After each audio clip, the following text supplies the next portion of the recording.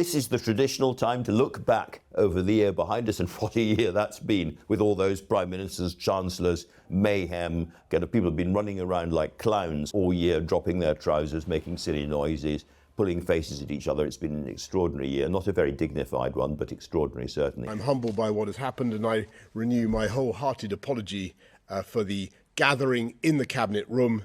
I know the plan put forward only 10 days ago has caused a little turbulence. I have therefore spoken to His Majesty the King to notify him that I am resigning as leader of the Conservative Party. And then we've got the year ahead, and I think we're all looking at that with a certain amount of apprehension, because we've still got very high inflation in the economy. We've got a lot of people in this country very, very poor, unable to heat and eat at the same time. We've got waves and waves of strikes, partly consequent on that. So we've got a tough year ahead, probably a tough 2 years ahead. Let's look back, even in this season of goodwill, with a certain amount of anger, or at least irritation, at what we have been left by a series of over-centralised Conservative administrations in terms of the value of our economy and the future of our lives going forward. I think inevitably where you have to start at the moment is this huge wave of strikes. More than 1.5 million British workers in so many different fields, from the NHS to the border force to ambulance people, and then of course to the train drivers, and many more going on strike all at the same time. 4% won't pay the rent! 4% won't pay the rent! And I think if you're sitting at home, you're thinking, I can't travel anywhere this Christmas. You may find your parcels don't arrive, you may find your Christmas cards don't arrive, or you can't send them. It's going to feel almost like a Christmas lockdown, going back to those pandemic Christmas lockdowns. But I'm not going to call this a trade union lockdown, because the fundamental question is about a low-wage economy. There are far too many people in this country who now feel it's barely worth going to work because they can't improve their lot in any substantial way. They can't get onto the housing ladder. They can't actually have a good time. That is a fundamental problem. We have become a low-wage, low-growth and low-productivity economy over the past 12 years, certainly, but going back beyond that. I think in the wake of COVID and Russia's war, many countries around the world are facing similar economic challenges to us at home. The Conservative narrative goes like this, and it's not entirely ridiculous. We are dealing with awful problems at the moment, really, really tough times, but they weren't built at home, they were imported. They were imported inflation after Putin's Ukraine war, the importation of the coronavirus pandemic and all the problems, the economic problems and social problems that involved. And we have done our best to deal with that. We had the fastest vaccine rollout, the stuff. We are standing up to Putin. We are trying to build more energy resilience. We put in place special measures as for the pandemic, as for the new energy inflation that's come more recently. And that's all true up to a point. But, we choose governments not just to do their own things, but to respond to the rest of the world. And the truth is, this government has had some big successes, but also some big failures. The absolute continuing scandal of PPE procurement, that's not gone away at all. And then if you look at, more recently, the Truss economic experiment, which is where parts of the energy recovery package come from, again, a massive economic, forgive my language, cock-up. But I'm not going to cut the additional rate of tax today, Mr. Speaker. I'm going to abolish it altogether.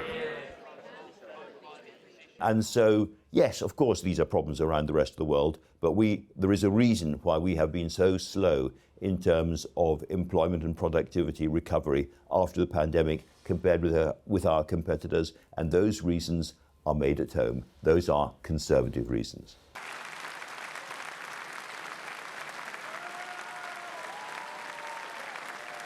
It might seem that this long period of economic relative failure was something that we escaped from, certainly back during the Blair and Brown years. But that was a very special time. That was the period of sort of hyper-globalisation, the first part of that modern period of globalisation, when, because we had the English language, a global language, a reputation for absolutely fair and effective law, that may be going, and because there were waves of very, very well-educated, talented people, migrants coming in here from Europe, we had a very, very big period of growth. Above all, the City of London, of course, was the magnet for world capital at that time. We ask the British people, Are you better off than 8 years ago? Is the British economy stronger and more stable than 8 years ago? That was not normal, and we're now back to many of the normal problems of productivity and investment that have plagued the British economy through the 50s, 60s, 70s, and now again today. The miners aren't the only ones suffering hardship. Worried shopkeepers are already noticing changes in the type and quantity of food being bought. We don't know when the next election is going to be, but my instinct is that it'll be a bit earlier than people think, because it doesn't have to happen until January 2025, more than 2 years away. But given the erosion of authority and the number of Tory MPs, one way or another, frankly giving up and walking away, and the groups who are still vengeful and anti-Sunak inside the Tory family, I think things will move faster. I think one way or another, in ways that we can't exactly predict in detail now, this government will fall, either in the coming year or more likely early in 2024. So if we are going to see a Labour government again, and the polls remain pretty strong for Labour, though they are changing, and Keir Starmer, I think, has been doing a good job of holding the centre and keeping his focus on winning those seats in an election, if that happens, then the social democratic project for the next Labour government is going to be, frankly, terrifyingly huge. It's enormous, because we have to somehow get stronger growth, better productivity, in a situation where Starmer says we are not going to go back into the single market, we're not going to have a really close economic relationship with the EU, so we're not going to get trade-based growth. And at the same time, because of what's happened to the economy recently and over the last few years, we're not going to have a huge amount of extra public investment. You know, the idea, which I've always been in favour of public emergency bonds to get us post-pandemic, that's probably gone away because it's just too expensive now. So you can't spend your way as a Labour government into better growth, and you can't trade your way as a Labour government into better growth. So what the heck do you do? I started the column by saying, look back in anger, look forward in hope. And I think the hope bit comes from, frankly, the Brown Commission report this week, which is suggesting really, really major structural political changes to Britain.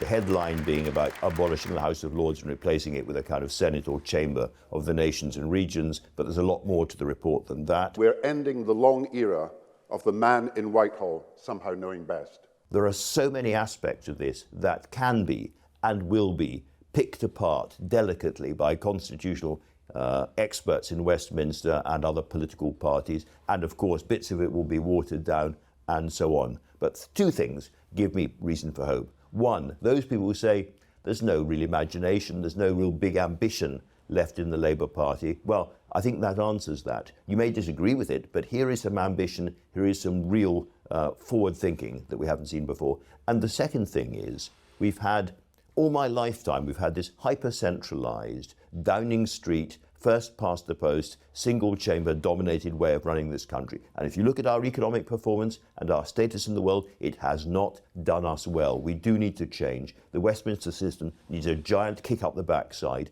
and I think this is it.